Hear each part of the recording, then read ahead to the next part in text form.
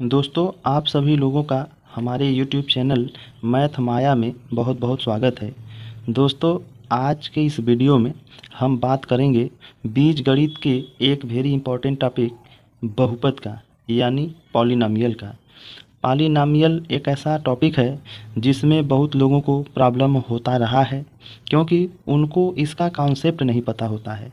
तो आज के इस वीडियो में हम कॉन्सेप्ट के साथ जो है बहुपद को सीखेंगे, और मैं गारंटी के साथ कह रहा हूँ, अगर आप वीडियो को पूरा वॉच करते हैं तो बहुपद आज के बाद आपको पढ़ने की ज़रूरत नहीं पड़ेगी, क्योंकि मैं इस तरीके से आपको बता दूंगा इसका कॉन्सेप्ट कि आपको हमेशा के लिए यह समस्या दूर हो जाएगी।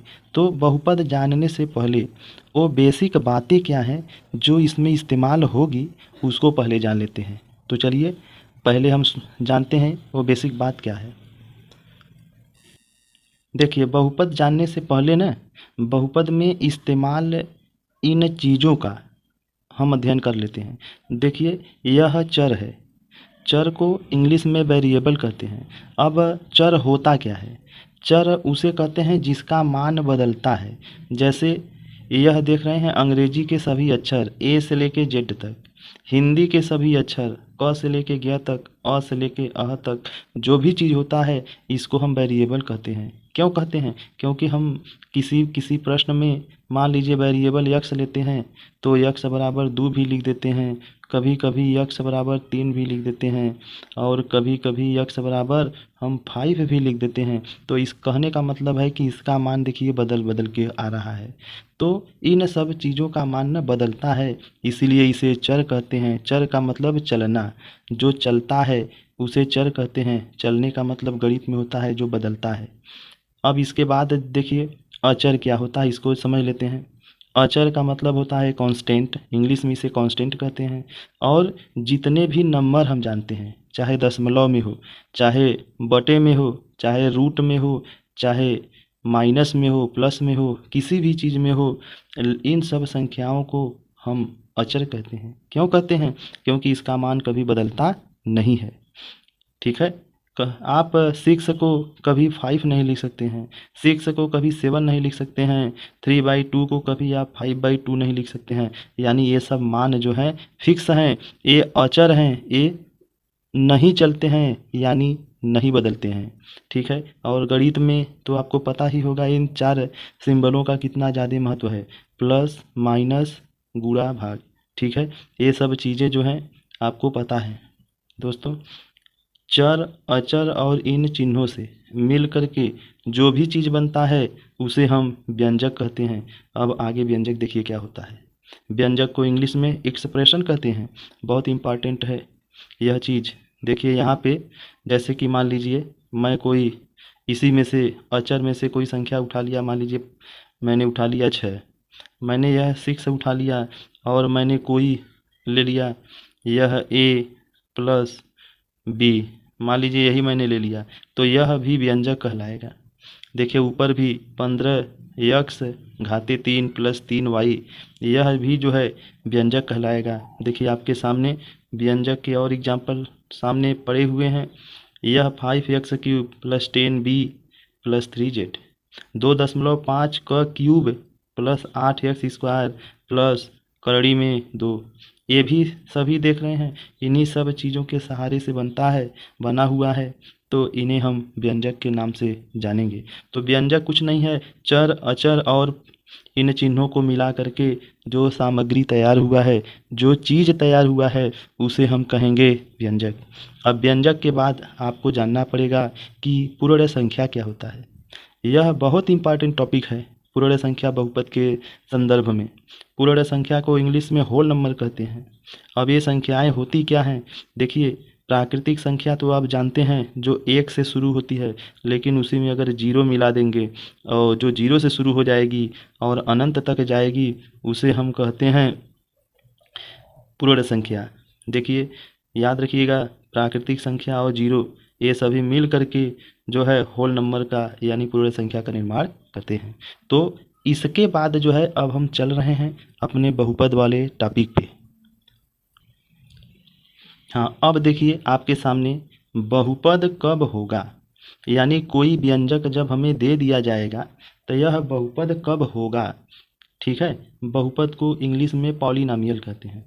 देखिए, बहुपद को होने में दो बातों का ध्यान। पहला बात क्या आपको ध्यान रखना पड़ेगा, जो व्यंजक दिए हुए हैं ना, व्यंजक को सीधा सीधा लिखिए। माने जो व्यंजक आपको दिया जाएगा उसको आप सीधा सीधा लिख लेंगे, जैसे इस तरह से, इस तरह से। जैसे यहाँ पे यह देखिए नीचे है ना, यह बटे के नीचे है ना, तो ऐसे नहीं, आप इसको जो है इधर उधर करके चाहे जो भी तरीका लगाइए, लेकिन आपको इसको ऐसे लिखना है। इसी को लिखा गया है कि व्यंजक को सीधा सीधा लिखिए। उसके बाद क्या करना है, आपको चश्मा लगा लेना है। क्यों? क्योंकि आपको एक बेहतरीन बात देखना है, क्या? चर की घात। चर की घात को आपको देखना है कि चर की घात क्या है। चर की घात पूर्ण संख्या होनी चाहिए। अभी पूर्ण संख्या जो है हमने आपको बताया कि जो जीरो से शुरू होती है अनंत तक जाती है, तो चर की घात जो है पूर्ण संख्या होनी चाहिए। ये आप ध्यान रखिए, केवल इतना आपको ध्यान रखना है, चर की घात जो है पूर्ण संख्या होनी चाहिए। यहाँ पे देखिए, अब हम शुरू करते हैं। देखिए अब हम शुरू करते हैं। 5x³ plus 8x² plus 6। यहाँ पे देखिए क्या किया गया है, चर की घात पूर्ण संख्या। ठीक, यहाँ पे घात देखिए क्या क्या है, 3 है, यहाँ पे 2 है। ठीक है, यहाँ पे कुछ नहीं है, बात है उसका मत करिए। तो ये जो संख्याएं हैं ना, ये पूर्ण संख्या है, तो यह जो है पॉलिनॉमियल होगा, यानी बहुपद होगा। तो यह बहुपद है। इसमें देखिए यहाँ पे घात 3 है, यहाँ पे घात 2 है, यहाँ पे घात कुछ नहीं है, तो एक माना जाता है। ये आप ध्यान रखिएगा, कोई भी चीज़ अगर उसका ऊपर कुछ नहीं दिया हुआ है घात, तो आप एक मान लेंगे। तो यहाँ पे देखिए घात 3 है, घात 2 है, घात 1 है। ठीक है, तो घात 3, घात 2, घात 1 ये सभी भी पूर्ण संख्या है, तो इसलिए यह दूसरा वाला भी जो है बहुपद होगा। देखिए यहाँ पे आइए, यक्स घाते 3 plus 8/x² minus 6x⁴ plus 8x plus 2। तो यहाँ पे देखिए एक समस्या है, मैंने बताया है ना कि व्यंजक को सीधा सीधा लिखना है, यानी व्यंजक को इस रूप में लिखना है। तो यहाँ पे मैं एक बात बता देता हूँ कि इसको कैसे लिखा जाता है। पहले इसको जो है ना, आप x⁴ प्लस 8x⁻2 लिखेंगे। ये नीचे से जब ऊपर जाता है ना, कोई भी पावर वाला यानी घात वाला चीज़ ना जब नीचे से ऊपर जाता है तो उसका घतवा का चिन्ह बदल जाता है। यानी यह +2 है तो यह -2 हो जाएगा। जब ये ऊपर जाएगा तो x⁻2 हो जाएगा, जैसे यहाँ पे मैंने लिख दिया है। और इसके आगे -6x⁴ और प्लस 8x प्लस 2। तो अब देखिए यहाँ पे घात जो है ना 3 -2 4 1, तो यहाँ पे देखिए यह एक माइनस वाला चीज़ आ गया, क्योंकि पूर्ण संख्या घात जो है पूर्ण संख्या होनी चाहिए, लेकिन यह पूर्ण संख्या नहीं है। पूर्ण संख्या जो है 0 से शुरू होता है, 0 1 2 3 4 अनंत तक, तो यह बहुपद नहीं है। मैं यहाँ पे एक बात आपको बता देता हूँ, थोड़ी सी जानकारी दे देता हूँ कि यह आखिर कैसे हुआ, तो है उसको हम समझ लेते हैं। हाँ, तो देखिए यह घातांक का नियम है। ठीक है, इसमें क्या करना है, जैसे कोई चीज़ नीचे रहता है तो हम अगर इसको ऊपर लेके जाना चाहेंगे ना, तो इसका ऊपर वाला चिन्ह बदल जाता है। ऊपर से नीचे या नीचे से ऊपर करेंगे तब ऊपर वाला चिन्ह बदलता है, मतलब यक्स के ऊपर जो चिन्ह लगा हुआ है, जो घात है ना, उसका चिन्ह बदल जाएगा। ये यक्स के घाते ये 2 है प्लस में, तो ये ऊपर जाएगा तो यक्स के घाते -2 हो जाएगा। अब जैसे यहाँ पे यह 5/x⁸ है, तो इसको हम लिख देंगे 5 अपने स्थान पे, और यह यक्स का जो घात 8 है ना ऊपर जाएगा तो ये हो जाएगा -8। यह देखिए क्या होगा, यह 10, यह देखिए यक्स के घाते -3 है, यक्स के घाते -3 है, तो जब ये ऊपर जाएगा तो यक्स के घाते 3 हो जाएगा। उसी प्रकार यहाँ देखिए, यहाँ पे 6 m के घाते -2 हो जाएगा। देखिए यहाँ पे 9/y के घाते -2 है, तो इसको मैं लिख सकता हूँ 9y के घाते +2। ठीक है, और प्लस लिखा नहीं जाता है, सीधा सीधा आप y के घाते 2 लिख दीजिए। इसको कैसे लिखेंगे, 10 x के घाते -2। तो इस तरह से ये नियम है। अब देखिए इसके बाद ये हमारा 1 2 3 हो गया है। अब इसको ज़रा देख लिया जाए, इसको ध्यान से देखिएगा। मैं इसको लिख सकता हूँ, सीधा सीधा लिखना है ना, तो यक्स के घाते 2 ई वाला मैंने लिखा, और प्लस इसको मैं लिख सकता हूँ यक्स के घाते -2, क्योंकि नीचे से ऊपर जाने पे घात बदल जाता है, घात का चिन्ह जो है बदल जाता है। तो यहाँ पे हम देखें कि जो घात है वो पूर्ण संख्या नहीं है, यह पूर्ण संख्या नहीं है, लेकिन यह गड़बड़ है, यह माइनस में आ गया। घात कभी भी माइनस में न आए, नहीं तो बहुपद नहीं होगा, तो यह बहुपद नहीं है। उसी प्रकार यहाँ पे आइए, यह यम हो गया प्लस, इसको ऊपर ले जाएंगे तो यम के घाते -2, यहाँ भी घात जो है माइनस में आ गया, इसलिए यह बहुपद नहीं होगा। यहाँ पे देखिए यह, इसको मैं लिख सकता हूँ यक्स प्लस, इसको मैं लिख सकता हूँ यक्स के घाते -1, यक्स के घाते -1। अगर किसी चीज़ के ऊपर कोई चिन्ह नहीं होता है तो 1 माना जाता है, और ऊपर जाएगा तो -1 हो जाएगा, तो यह भी बहुपद नहीं है क्योंकि घात माइनस में आ गया। यहाँ पे आइए देखिए, यह 2x अपने स्थान पे, और इसको घात के रूप में पहले लिख लीजिए, तो मैं इसको लिख सकता हूँ यक्स के घाते 1/2, क्योंकि करड़ी का जो मान होता है ना, करड़ी का जो मान होता है वह घाते 1/2 होता है, तो घात में जो है 1/2 आ गया। यह पूर्ण संख्या नहीं है, पूर्ण संख्या का मतलब 0 1 2 3 ए, तो यह पूर्ण संख्या नहीं है, इस वजह से यह बहुपद नहीं है, ये बहुपद नहीं है। यहाँ पर आइए, इसको मैं लिख सकता हूँ, इसको मैं लिख सकता हूँ 8 यक्स के घाते 5 प्लस, इसको मैं लिख सकता हूँ यक्स के घाते 5, और इसका जो घात बनाएंगे ना तो 1/2 आ जाएगा। तो 8 यक्स के घाते 5 प्लस, घात घात का गुणा होता है, तो इस 5 का और 1/2 का, 5 का 1/2 का जब गुणा करेंगे तो ये 5/2 हो जाएगा।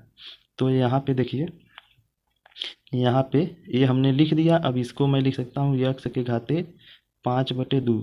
यहाँ पे घात जो है देखिए पूर्ण संख्या नहीं है, इसलिए यह भी बहुपद नहीं होगा। ठीक है, अब देखिए आगे, यहाँ तो आप देखते ही पहचान जाएंगे कि यह घाते में जो है 3/2 आ गया, जो कि पूर्ण संख्या नहीं है। पूर्ण संख्या का मतलब 0 1 2 3 8 तरीके से अनंत तक जाए। ठीक, तो यह पूर्ण संख्या तो है नहीं, इसलिए यह बहुपद नहीं है। बाकी का बात मत करो। इसको जरा देखिए, यहाँ पे चर की घात, देखो इससे नहीं मतलब है, ये अचर है, इससे हमको नहीं मतलब है, हमें घात केवल चर का देखना है। ठीक है, देख लीजिए आप, यहाँ पे लिखा हुआ है चर की घात पूर्ण संख्या, अचर की घात का बात नहीं किया गया है। तो यहाँ पे आप देख सकते हैं, देखिए यहाँ पे घात जो है 8 है, ये सही है, ये 2 है, ये भी सही है, तो हमारा जो घात है वो पूर्ण संख्या है, इसलिए ये बहुपद है। ठीक है, और यहाँ पे एक छोटी सी बात मैं और बता दूँ, थोड़ा सा करड़ी वाला जो मामला है। देखिए, जैसे यह चीज़ दिया हुआ है, इसको ना, यह जो चीज़ दिया हुआ है इसको मैं लिख सकता हूँ 2 के घाते 1/2। इसका मान ना, घात जब इसको घात बनाएंगे तो 1/2 लिखना पड़ता है। जैसे ये 5 है तो 5 के घाते 1/2 लिखना पड़ेगा। ये 10 है तो 10 के घाते 1/2 लिखना पड़ेगा। आप पूछेंगे क्यों लिखना पड़ेगा, तो बता रहा हूँ, तो ध्यान से देखिएगा। जैसे ये 9 है तो एक देखिए, एक कटोरी में, ये जो कटोरिया देख रहे हैं ना, यमुना 8 लिखा है, तो इसको आपको लिखना है 1/8। जैसे यहाँ पे देखिए, अब जैसे यहाँ पे आ जाइए, यहाँ पे जो है ये 5 यक्स के घाते 1/2, अगर इसमें कुछ नहीं लिखा है ना तो आपको 2 मानना पड़ेगा। ये जो कटोरी टाइप का दिखाई दे रहा है ना, ये माना आपको 2 मानना पड़ेगा, अगर नहीं दिया है तो ये आप समझ जाइए। तो इसको मैं लिख सकता हूँ 8 वाई के घाते 1/2 का, तो इसमें कटोरी में कुछ नहीं दिया है तो 2 मान लेंगे हम।